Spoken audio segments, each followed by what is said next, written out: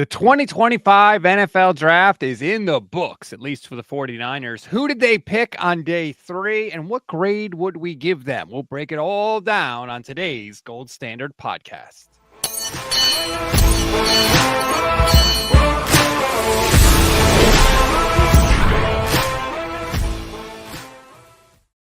What is good, everybody? Welcome to another Gold Standard podcast. I'm Rob Stats Guerrera alongside Steph Sanchez. The Niners draft in 2025 is in the books, Steph. We can exhale now because the day 3 picks included an offensive lineman.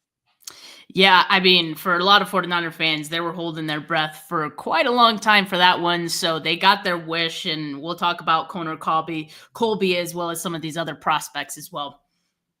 Let's just throw them up on the screen. If you're watching the live stream, you can see every member of the class of 2025. No trades for the 49ers. They made all 11 picks, that was a little surprising for me. We all know this was an incredibly important class for this team, given the free agency moves and all of that stuff. We're going to focus mostly on the day 3 picks for this show. We'll have plenty of other draft recap throughout the week to come.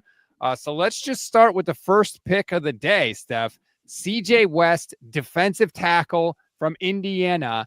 And the more I researched him, the more I liked him. Everything I found out was like, okay, check that box, check that box, check that box. Hey, this might be pretty good.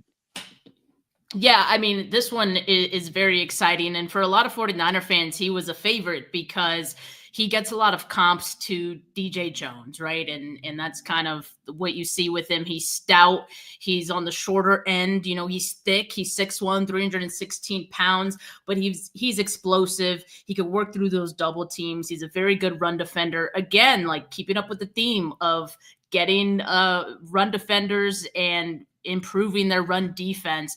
They absolutely address that in this draft. And so CJ West definitely will go along with that. And so my question, and I'm sure we'll get the answer from Kyle Shanahan and John Lynch when they speak with the media later today. My question is how they plan on using both CJ West and Alfred Collins, because they kind of play similar roles. I mean, CJ West lined up mostly at nose tackle, so right over the center. And you know, I kind of see Alfred Collins as being around there as well. But, you know, maybe they see Alfred as being more of a 3-tech guy. CJ West has played at the 3-tech too, but I think his best spot is over the center.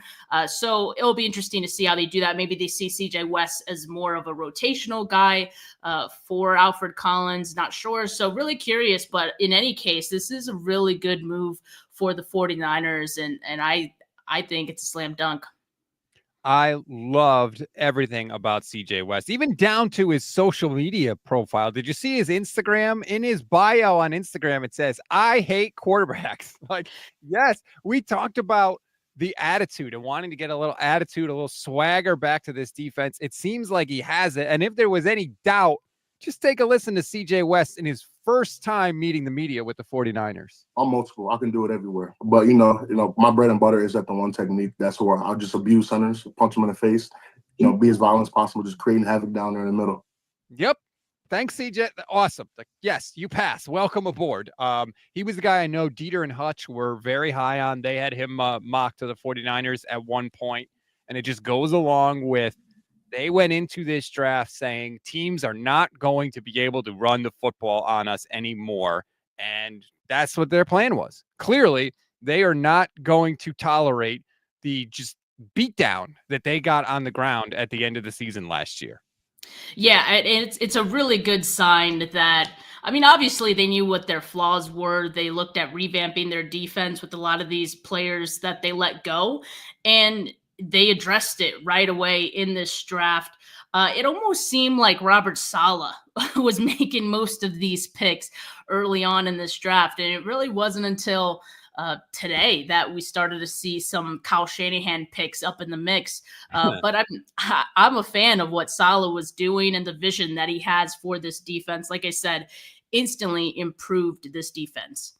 Harold McAllister, thank you for the super chat, says, love the Saleh picks. I don't know about the Kyle picks. A couple other things I liked about CJ West. He wasn't just a one-year wonder. It's the 4th straight season that he had at least 7 tackles for loss and double-digit run stops. So he's a consistent performer. I like seeing that. He ran a 4.95 in the 40-yard dash at the combine, and his 10-yard split was the fastest of anyone 315 pounds or more. So he can move a little bit. I see why they were comping him to oh God, now I can't remember his name. The Niners' old defensive tackle, DJ Jones. I can't remember. Yeah. That's his comp.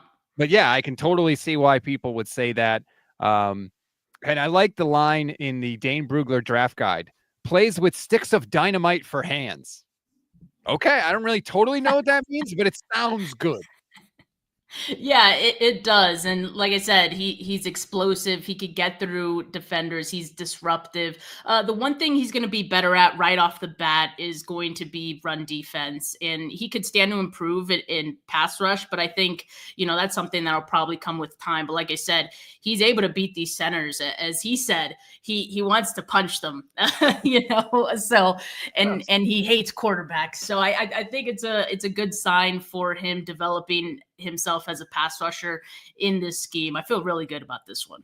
When the Niners took Mykel Williams, we had Johnny Dell on, and he talked about how if everything goes according to plan, obviously we're assuming these guys are going to be able to play a little bit, that what the Niners are trying to do is essentially condense the defense, give running backs fewer rushing lanes, and let the linebackers go get the ball carrier. And if you've got Alfred Collins and you've got CJ West in the middle, and you've got Mykel Williams coming off the edge, hopefully they can do exactly that, because it used to be when the running back would get the ball, they would make contact with the first 49ers defender, and that's where the run would stop. And it was the complete opposite last year.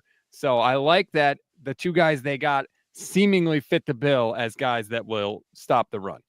Well, I know we're also focused on, the day 3 picks, but let's not forget Mykel Williams and Alfred Collins have 34-inch plus arms. So both of those guys also, vetted by their run defense, are going to be very, very strong at being able to stop these running backs or plays, tackles for loss. And so they're going to be able to make these tackles that maybe we didn't see so much last year for this defense. Last little CJ West nugget I want to throw in. Since the start of the 2021 season, only one player in the FBS had at least 50 quarterback pressures and at least 50 run stops. That player now plays for the San Francisco 49ers in CJ West. So check. Yes. Thank you, Robert Saleh. Thank you, John Lynch, whoever was responsible. But I think it's absolutely a flyer worth taking. Okay. Next up for the 49ers, finally, they decide to go offense, and they go wide receiver Jordan Watkins from Ole Miss. Yeah, and Rob, I hadn't watched a lot of Jordan Watkins ahead of today, but I did know that he had a 30 visit with the 49ers, of course. And look, the one thing that jumps out when you watch him is he's fast. He ran a 4.37 40. He does well tracking the ball. He has a good feel for playing in zone.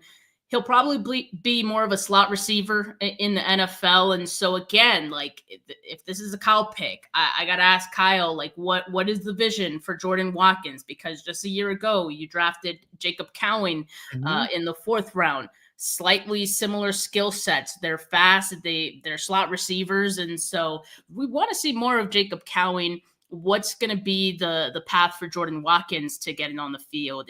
Do they see him as more of a depth guy? Well, as a depth guy, I think there's some upside there. He led the SEC in receiving touchdowns last season. And I also saw this little nugget. Quarterbacks have a passer rating of 153.8 when targeting him, and that led all draft eligible receivers in this class. So he also has some upside as a punt return guy. He has some experience there. Not crazy stats, average 7.9 yards per return, but something he can do. You can never have too many of those guys, I think, especially, guys that have the speed to go along with it, like Watkins has. I didn't think that they were going to go wide receiver with their first offensive pick. I did think they needed a wide receiver in the draft. He had 5 catches of 60-plus yards last year. That was the most in the FBS. He averaged 6.8 yards after the catch, which I liked too, because I didn't really enjoy last year when we were not getting the yak yardage that we are used to. I would like to see us get back to that a little bit more. And he still averaged 18.5 yards per catch. So he's got some explosiveness to his game. Apparently, he said in his first interview that the 49ers told him it would be hard for him to see the field as a rookie. I could see that. But don't we all want to see Jacob Cowing first? So I'm okay with that. Yeah. I'm okay with that. I mean, they needed to bring in wide receivers. They ended up drafting 2, Rob. So I think that's kind of surprising, but they need depth there, and it's always good to get younger at the position. And again, like, these are guys with some upside that they brought in, which is exciting. And as you just let me know in the chat, Kyle Shanahan and John Lynch are discussing day 3 of the draft. So we'll bring you any updates as to any comments on any of these guys that we're talking about. But they finally met Kyle. They finally let Kyle make a pick, and it was Jordan Watkins, the wide receiver. Next up, this one was interesting too. Jordan James, the running back from Oregon. Jed likes to tweet out before the picks. He tweeted something about how, if a future Hall of Famer says you're okay, then you're okay in my book. And the Niners go running back, their second straight offensive selection. Yeah, I think this is not one of those names that you were hearing a whole lot throughout this draft process. So, like, you don't see it as a sexy pick. But, in Dane Brugler's draft guide, he's RB7. Like, he is ranked higher than some of the running backs that were drafted before him, right? And he has experience in the zone scheme at Oregon. One thing that I saw in just some clips that I watched from him, he's very slippery. He works really well through contact. And another thing is that he's good in pass protection, which I think, makes him a good option for the 49ers right off the bat. That will help him see the field should anyone get hurt. Like, that'll provide him a pretty high floor for the team. And this is my favorite one, and I'm going to knock on wood, so I'm not jinxing the guy. But he had 0 career fumbles. That's important too, being able to protect the ball. Another running back, Jadon Blue, who, throughout this process has been seen as a really good fit for the 49ers. He's fast, all that. He had a bunch of fumbles, I think like 9 or something like that in his college career. And he went the pick right after Jordan James. So I'm actually glad the 49ers didn't end up going that route. I like Jordan James. I think there's something to that. Like, a lot of people say, like, he has the upside to be a starter if he ever gets that opportunity, which, I'm gonna see what he does. But the one concern with me, Rob, is that, like, I don't see a lot of speed.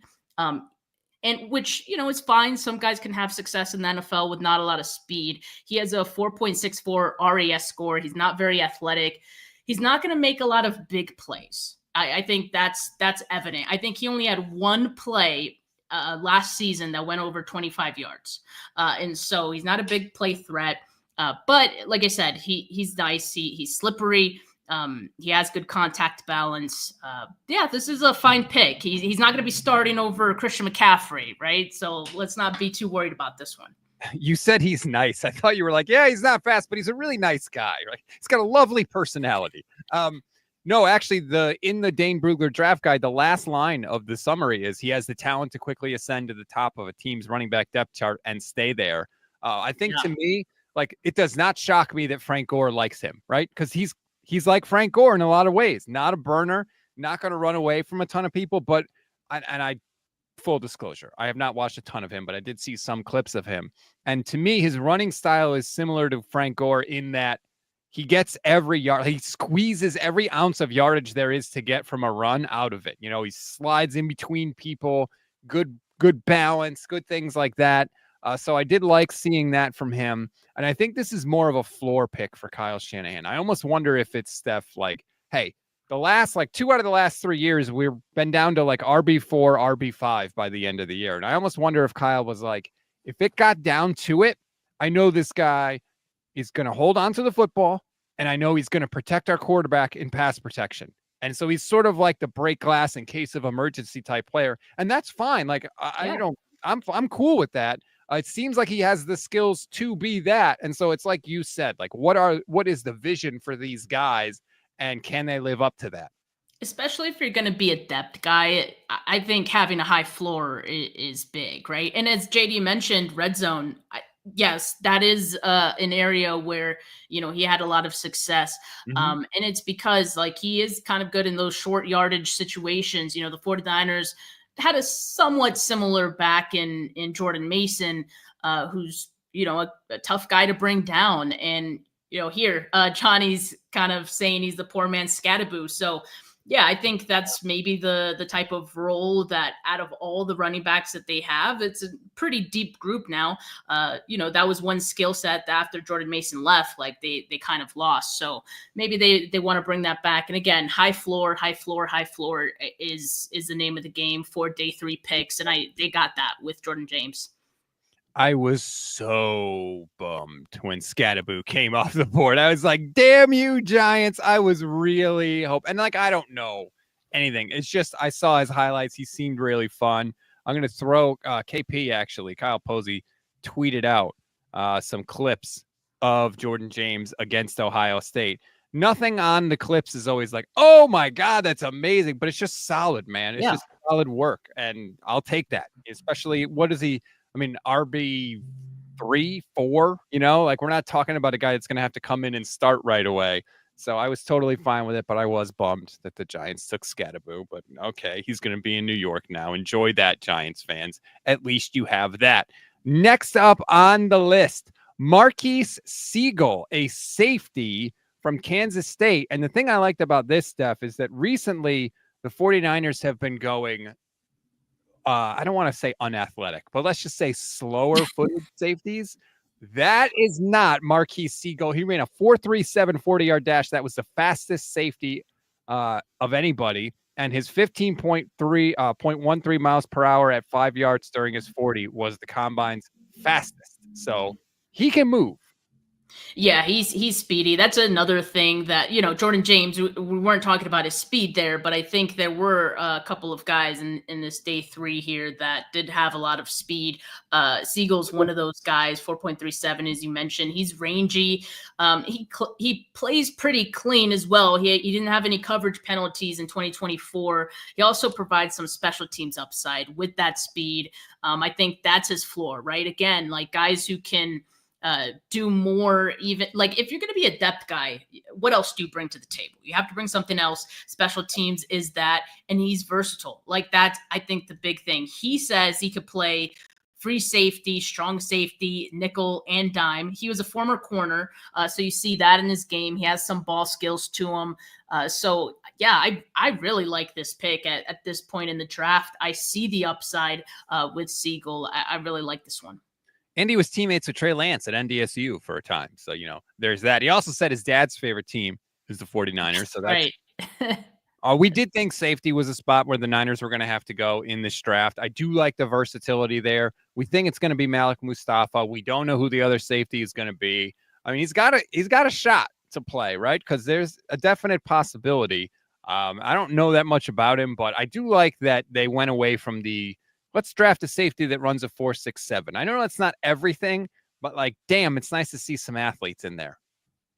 Yeah. And, I think you said it, like, we don't know if he's going to start, but we wanted some competition for Jair Brown. And I think they got that with Sigle. And again, so this is good upside. I think he's going to be able to compete right away for that spot. And, I was on the fence whether they would target a safety in this draft, but it wasn't a bad idea either because I don't think you can depend on Jair Brown. And so him and Mustafa would be a great duo, I think, because Sigle has a different skill set. I think what Jair Brown brings is there's some overlap there with Mustafa. So I like Sigle bringing something different to the table. Good pick, or at least I see the vision with the positional pick from the 49ers. Obviously, we don't know if any of these guys can play. Next up, we get to kind of an interesting pick, I thought, Steph. Quarterback, Kurtis Rourke, who to me is like if you were to draw up a Kyle Shanahan quarterback, you're going to see Kurtis Rourke there. Not too much mobility, but a guy that can drop back, can process, can get the ball out, and is not afraid to take a hit in the pocket. It's exactly what Kyle wants from his quarterback. Yeah, and I'm actually like just keeping up with some tweets as we're talking here, and apparently John York or Jed, I don't know if that was a typo, said that Kurtis Rourke, who had an ACL injury, probably won't be cleared for practice until the start of training camp. So just keep an eye on that. That is kind of one knock on him. He has a extensive injury history, and so that'd be my concern with him. He's dealt with a lot of injuries throughout his career, so durability becomes a bit of a concern. But to your point, I haven't watched a whole lot of Kurtis Rourke, but just reading what he like the strengths of him, yes, you sense that he would be a perfect Kyle Shanahan quarterback that Kyle would like. And there's some things that like kind of remind me of what Jimmy Garoppolo did well, like quick release. He hangs in the pocket to make a throw. The one thing that I think Rourke is better at, he has a deep ball, like, and he throws passes in the breadbasket. Right. So he's always also a leader, 3-time captain at Ohio, which he played at before his final season at Indiana. He's got a big frame, 6'4", 220. But as I said, like injuries definitely are a concern. I know some people weren't happy about the 49ers taking a quarterback out this high. Now they got 4 on the depth chart. I don't think this is really – I'm not too upset about it. I think they always kind of look to bring in a quarterback, especially on day 3 of drafts. I don't think he's a threat to anybody. I'll just say that. Like, it's a whatever pick to me, Rob. Kurtis Rourke. You're taking a quarterback every year. I'm fine with it. He's torn his right ACL twice since 2022. He played the entire season last year on the torn ACL. Like, the reason he's going to be out is because he didn't have the surgery. He played on it. So he's clearly tough as hell. If you're watching the stream, you can see this tweet from Jeff Deeney of PFF. Only 3 quarterbacks had a higher PFF passing grade than Kurtis Rourke: Jackson Dart, Cam Ward, and Shedeur Sanders. That's not bad company to be in. I'll say that. Yeah, and as we're talking here, I'm seeing some of the UDFA signings, and we'll get to that in a bit. But yeah, I mean, he'll be depth. I don't know if we'll ever see too much of Rourke aside from, training camp, and who knows, like, if he'll even be cleared by then. But yeah, injuries throughout his career have been a concern. It's derailed him. There's some nice parts to his game, but it's nothing more than Kyle exercising, his freedom here and getting someone in the building that he likes. So basically, he was like, Salah's made all the picks. I want a chance to make. Rob, it's so funny because I feel like we felt the shift in momentum in this draft as soon as Kyle started making the picks again. I'm just saying. Not all the questionable picks. People didn't like the Nick Martin pick, but the Kyle picks, I think, were the ones that people were questioning. So we finally got an offensive lineman in the draft. Connor Colby went from Iowa. And Jed York has been sort of tipping or hinting at the picks before all of them every time throughout the whole draft. Most of them have been terrible, but I got to give it up to him for this one, Steph. He tweeted, "No one has suggested O-line to me, but what the heck?" That's pretty good. I'm not going to lie. Man, Jed York with his tweets was just screaming like main character energy. Like he wants to be involved so bad. He wants to be one of the boys and feel like he's part of this. So he could have these silly little tweets. But that one, yeah, I'll give him that one. It was good. I like having hints of the picks beforehand just because I like to know what's going to happen before it happens. Oh, I don't. I like to know the announcement. I literally like to not find out anything until I hear the call at the podium, which it was so hard doing the draft shows because the chat gets it. I know. It's frustrating. But look, 49ers needed an offensive lineman. To be honest with you, I think they needed multiple. The thing I like about Connor Colby is that he's played at both guard spots and he's played at tackle in college. And by the way, he's freaking huge. 6'6", 310, versatility. I don't know what he is as a player, but I like, again, the vision. I see it. It makes sense.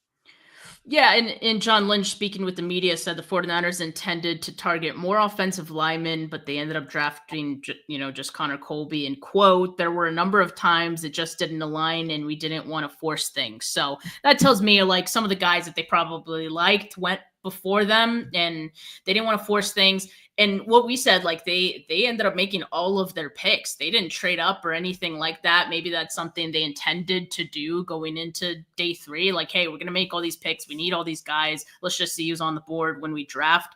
So that's fine. I mean, they end up with Connor Colby, who, as you said, you know, he offers some versatility, which the 49ers obviously covet. I think Iowa is a pretty good system, especially from the run blocking standpoint. And so he comes in as a good run blocker already. He could improve in his pass protection, but you know that the 49ers covet run blocking more so than pass blocking. So I'm okay with that. It definitely fits the 49ers. So yeah, I think this is a good choice that late in the draft. The Niners have a view of the offensive line that is just different from our view. They keep telling us over and over again, they don't view it as much of a problem as we view it as.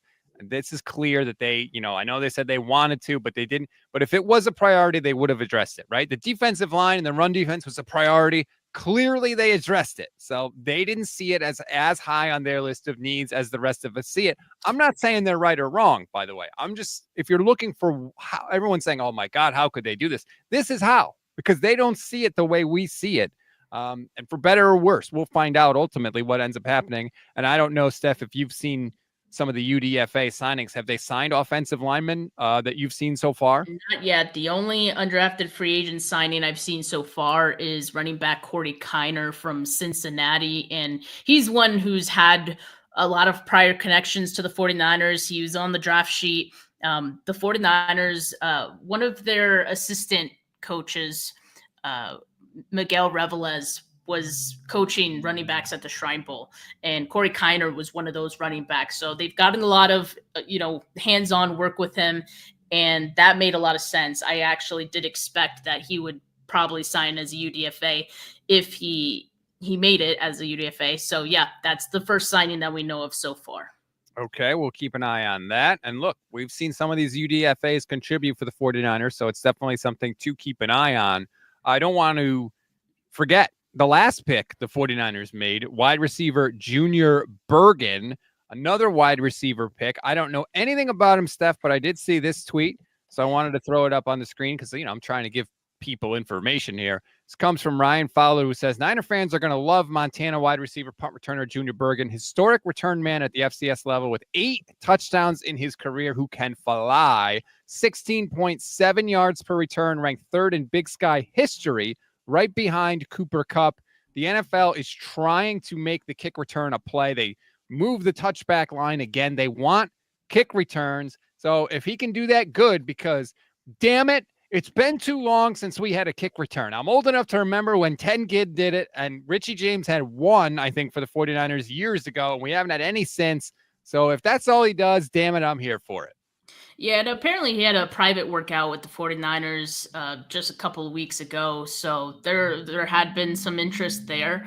I like you had not seen him, watched him yet, so can't speak too much to him. But obviously for these late round picks, talking about upside, right? The ability to be a return man is definitely something that I think will help him stay on this roster and find a role, or at least, he find himself some value on the roster. So yeah, I'm open to it. I'll definitely try to watch some of him after this. And, it's the 7th round. It's the last pick in the 7th round. Mm-hmm. Realistically, a lot of these guys don't end up making the roster all too long. If they do, it's on the practice squad. So we'll see what comes of these guys, especially on the offensive side. Like the offensive side, they didn't have a lot of holes to fill. So I think those guys will have a less of an opportunity to make this roster.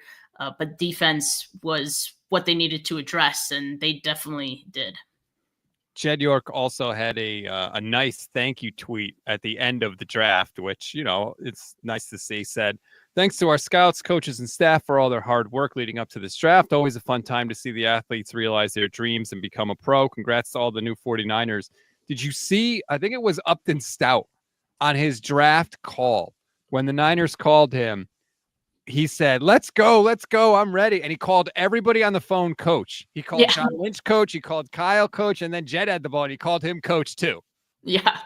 Yeah, I know. It's always silly when players do that. I don't think they really know who's on the other side. They just call everyone coach. But yeah, he was fired up, man. And wasn't he the one that kept saying, like, you got a dog, that yeah, I love the energy of some of these guys and excited to see what they do on the field. This is the biggest day of their professional life. I mean, maybe their whole life for some of them. Although I did notice, Steph, that a lot of the guys that the Niners have picked are already married. Like multiple guys they picked are married. Some of them have kids already. And it's not like they picked a bunch of old guys either. But so maybe this is not like the most important day of their life, but it's up there. And I totally get the emotions. Yeah. And I think the oldest, guy they brought in is Kurtis Rourke, who's going to be 25 in week 1 of the season. But aside from that, like, yeah, they got some young guys. Michael Williams, of course, only 20. But yeah, I think, maturity and character is something that they look for. It's not uncommon that they bring in guys who have been team captains for their teams. So, just bringing high character guys is something to look for, people who fit their culture, locker room. So yeah, on early looks and sounds of this draft, it seems like that's what they got. What's your overall feeling now that the draft is complete? We obviously know the importance of what this draft needed to be. We understand what the Niners had roster-wise in terms of holes that they needed to fill. It's in the books. All 11 picks have been made. You feel blank about the 49ers now that the draft is over? I feel like Robert Saleh's running shit. That's what I feel. And I love it. I mean, good for him, man. Like for him to come back, I think, I don't know if it was said like, hey, if I come back, like I want to be able to have full control over the defense. I want to have say over the type of players that I bring. And he did that. I mean, he has a clear vision, I think, for all of these guys. And you can say that a lot of the guys that they picked fill a specific role that had been missing for the 49ers for some time for some of these guys. Like I was talking with KP yesterday. We did a recap of day 2 and, we got to talking about Michael Williams and Michael Williams, you'll hear the name Arik Armstead, and not from the player body, profile standpoint, right, from the role standpoint. That's exactly what we talked about. Kyle Shanahan and John Lynch were on KNBR after day 1, and they brought up Arik Armstead too, and Michael Williams, because that's the role that they were missing. A guy who has the outside and inside versatility. Michael Williams can beat guards, and that he's a good run defender. So you can have him play outside and set the edge on those base downs and then move him inside where he's going to have advantageous matchups and one-on-ones against guards on passing downs. And so, yeah, I think that's kind of the vision for Michael. I think for Alfred Collins, maybe they see like Hargrave, CJ West, like guess Chris Kosarick did in fact compare him to DJ Jones, which is no surprise. Like we said, that's a big comp for him. And so Nick Martin, some fans say they see Dre Greenlaw. I think those are big shoes to fill. He's not going to be Dre Greenlaw, but, just the skill set, some of the things that they have to offer, you see some of that. Upton Stout, a lot of people say K'Wan Williams, right? even Kyle and Lynch, when they were asked about if they see K'Wan Williams and Upton Stout, they at the same time said yes. So yes. Yep. So I think that tells you like they're looking for a specific role. It's not so much like we want to find the clone of this player, but I think they're looking for things that were missing on this defense that Robert Saleh had and knows that it works. Like we can credit Saleh for building this defense pretty much almost from the ground up in 2025. And I think he's like, when he gets another opportunity to be a head coach, he's going to be better for it. In fact, this is good for his overall resume because teams are going to see the draft if it ends up panning out and going all as planned. Team's going to be very impressed, and he can point to this draft and be like, I did that, right? So good for Robert Saleh, good for the 49ers to, give him that control over the defense. he did a hell of a job from what I could tell. Early returns, right? Like we'll wait to see what it looks like on the field on Sundays, but I feel really good about it so far. Even if Robert Saleh is only here for a year, if the players that he helped pick work out, like we're going to benefit from that. Even though he might only be here 1 year, there will be a multi-year benefit from all these picks. Mr. J asks, best pick of the 49ers draft. I was high on Mykel Williams, but I feel like that's kind of a cop-out, taking the first pick as the best pick. So I think I'm going to go CJ West. I like him. I like the mentality. I like the role that he's going to have to play for this defense. I think he can come in right away and do the thing, right? Do the thing that he's good at and the thing that the team needs. They got him in the 4th round. You know, I like that, where they found him in the draft. So I'm going to go CJ West. My favorite player in this class, even before, one of the favorite players that I watched even before he became a Niner, was Alfred Collins. Like, he was one of my favorite defensive tackles I watched. Just so much fun. And I think it's because he's able to shed blocks. He plays with an incredible amount of energy, the energy that you want to see, just like the tenacity that you want to see from defensive tackles. Like, they got to be nasty. They got to be willing. Alfred Collins is all of that and more. I'm very excited to see him in this defense, and I think he's going to eat in this defense. Since you always like to talk about me and the history and all that stuff, Steph, do you know that this is not the first time that the 49ers have taken 5 defensive players with their first 5 picks? I did not know that. I thought it was awesome that they did, because I'm not going to lie, I had a mock draft where I'm pretty sure I went 5 or 6 defensive players in the first rounds for them. I mean, I was hoping they would do something like that, right? Because it's their biggest need. And I'm glad that they didn't shy away from doing that and wanting to balance it out. Your team was already unbalanced by how many needs you had to fill on your defense. So I'm glad they just went ahead and knocked that out. And then at a certain point, you could tell they just kind of went with, guys that they liked and, maybe best player available on their board. So yeah, I'm a big fan of whatever strategy they had in this one. I joked about how, like after a while you do mock drafts and you're kind of just messing around like, oh, all defensive line, all offensive line. Well, the Niners just went with their all defense mock draft. But in 1981, they did go defensive player with their first 5 picks. Their first defensive player picked was Ronnie Lott. He ended up being pretty good. They also got Eric Wright, Lynn Thomas, Carlton Williamson. So some key contributors back in the day in 1981. Just crazy how like history is repeating itself a little bit. Everyone in the chat is furious about the offensive line situation. I don't think it's as bad as most people think. I agree that they need to improve there, but I don't think the offensive line, like that's not the reason they went 6-11 last year, was not the offensive line.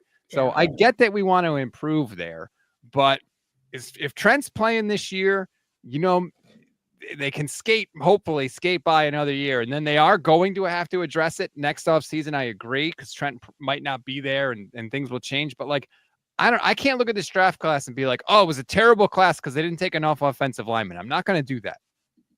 Yeah, I think I'm fine with that. I think it wasn't for lack of trying. Like, I think what Lynch said is probably accurate. There were probably guys that they would have drafted earlier. They went off the board. So you got to wait for the next guy that you like to be in that range, right? And who knows how many times that happened. Rob, like maybe it was 2 or 3 times where there was a guy they liked that got picked up right before. There was like, look, that like the from going to the 5th round to the 7th was kind of rough, because that was a spot where I saw a lot of guys go that I would have liked the 49ers to get. Another reason why I was a little surprised that the 49ers didn't move up with one of their 3 7s, right?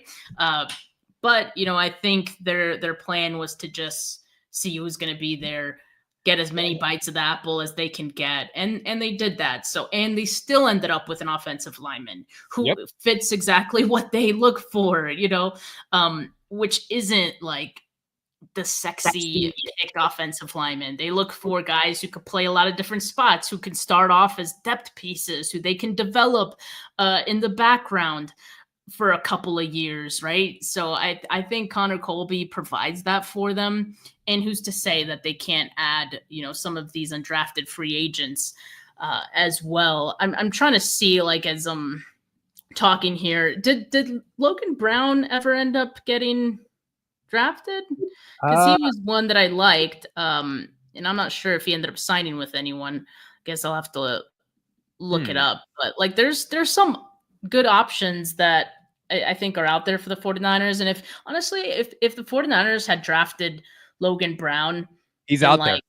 He's still out there. Yes. So if he was drafted on day 3, we would have all been ecstatic. If the 49ers could get him as a UDFA, what's that going to do for all these people that were complaining that they didn't get one, right? Just pretend if they do sign him as a UDFA, or if they do sign someone else who looks like a steal now, maybe just pretend that they got him early in day 3. Would that make you feel better? James Thomas says close to half our starters for this season could be coming from the last 2 drafts. I'm excited about this retooling. That's the way it has to be. I do have a galaxy brain take about the offensive line. I want to know what you know about this, because you tend to disagree with most things I say. So I feel like if I can get you to agree on this one, then I feel like I'm onto something. But Chris Forrester talked about how it's really hard to scout offensive linemen in college because there's not a lot of college teams that run and do the things in the run game that the 49ers do. So a lot of the times it's like you're going on very limited snaps and you're like, oh, that's what we do. Oh, he did pretty good there, but he only did it a few times. So it's hard to kind of predict how that'll go in the NFL. I almost wonder if that is the case and that we take him at his word, is it almost better for the 49ers to kind of do their offensive line scouting in the NFL, kind of how they've done, right? Where they brought Ben Barch and they brought in guys later in the year that they've seen do what they do in the NFL, because the 49ers system is so widespread throughout the league that's almost like, well, now we get to see that against NFL competition, teams running the stuff we actually run, and then we can evaluate and maybe we pick offensive linemen off practice squads or make trades and do it that way. Rob, I think that's exactly why they do it that way. And again, like, even when they sign some of these guys, they're not the sexy, like, offensive linemen. Like, they're guys that are depth pieces for whatever team they got them from, right? But what they see is guys who fit their scheme, guys who fit their profile, and guys who they think they can develop or have upside to fill in, as a starter if they need to, spot duty if they need to. Those are the guys they look for, and it has worked out for them at times. Like, there has been some guys they've brought in and we're like, who? And they end up being fine when they get in there. It hasn't always worked out, but sometimes it does. So I think it's a fine. It's fine for them to do that. I think for them, they're more comfortable doing that. Center is a position that they will not, like, if they draft it, they're not going to start that center right away. Like, That is one position it has to be a veteran, because they're just more comfortable with that. There's so much responsibility that the center in this scheme has to be responsible for, right? So I think they're more comfortable with getting guys who are veterans, who have been in the NFL, and that they've seen NFL film on. So, and before we move on to another topic here or whatever, Colorado State guard Drew Moss is signing with the 49ers as a UDFA. So I just looked up his name as we're talking here on Dane Brugler's draft guide. He's center 13 on the Beast. So he's got some center. He's played some right tackle, right guard. Usually guys who've played right tackle in college, a good portion of them, certainly if they're UDFAs, will probably be an interior offensive lineman. And again, he's marked as a center here on the draft guide. So there you go. The 49ers are bringing in some guys for their offensive line. A no-star recruit. That's not a good thing you want to see, but I agree. Look, I agree with John Lynch. Like, you shouldn't force it just to force it. Clearly, they're recognizing that they should get some reinforcements along the offensive line. They drafted one. They've already added another. Says Moss is an efficient mover with an assignment sound mindset to understand his responsibilities. He has a smooth muscled body with shorter arms that can be troubled by point of attack power. He was flagged 17 times in 2 seasons at Colorado State. That's not encouraging. But when his technique stays on schedule and he doesn't get overextended, he can show off his finishing grit. Overall, Moss might be a center-only option because of his measurables, but he has the tools and intangibles to develop into a potential reserve. So, hey, it's something, right? Like, That's what I'm saying. Like, yeah, it's fine. I agree that I don't think that their offensive line, like, it's not like they had the worst offensive line in the league. I think that people think that that Brock Purdy will never get hit and never get injured if you just have a good offensive line. And it's like, no, it doesn't always work that way, even though we'd like to think that, because it's scary to think about your quarterback getting hurt because he's gotten hurt in 2 of his 3 years as a starter. But that's just not how it works. Would I love it if the 49ers had a different philosophy for offensive line? Yes, like absolutely. But also they've shown us who they are. So like I'm not expecting anything else anymore. And I think I've just gotten used to the way that they do stuff. And, you know, to your point, Rob, it hasn't been as bad as some people think. I think I would like to see an improvement from the center position.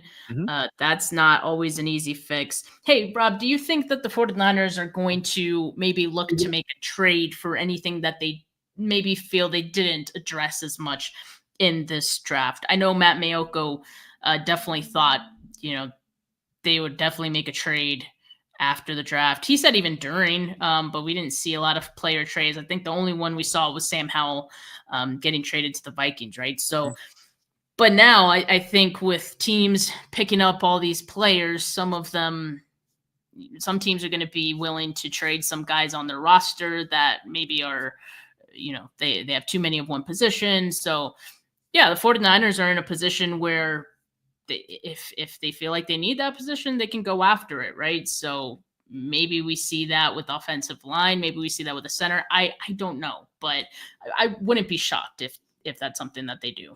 Yeah, I was really surprised to hear Matt Maiocco say, like, he said, like, he expects it to happen, like that they're trade for a veteran guy, and they could still do that. Look, there's, you know, maybe teams had potential things in place, and they said, you know, as long as we get XYZ in the draft, then we'll do the trade or whatever. That could happen. And also remember, there's only one cut down day now. And so a lot of times you see some trades for like late round picks because it's a guy a team's going to cut anyway. And so they just make a trade. And so maybe it happens then for the 49ers. But I think it's definitely possible. Jonathan Marsh, thanks for the super chat, says off topic, but nice hat, Rob. Where'd you get it? I actually got this at Levi's, believe it or not. When the day I met you, Steph, at that Cowboys game. I bought this hat at Levi's Stadium. I bought one for me and one for my son. So that's where it comes from. This was what they wore on the sidelines, I think, that year. Nice. So, yeah. Cool hat. It reminds me, there was a hat like this back in the 90s. They had a similar style hat like this back in it was a shark tooth hat, but it was almost like this. So yeah, that's where I got the hat. Did you see the jersey news, Steph? What is the news? Like, did it actually come out? So I haven't seen a picture of it. And if anyone in the chat has seen a picture, please send it because I'm obsessed with jerseys and logos and all that stuff. But we were right. The Niners changed their Twitter avatar for a reason. Nike's doing this thing called rivalries this year. Oh, yeah. I saw that. Yep. During the rivalry games, they're going to have different jerseys and maybe different helmets. So I'm really excited to see what the Niners come out with. It looks like it's going to be an SF somewhere with no oval, which I fully support. I think that's going to be cool. But if anybody has seen it, please let me know.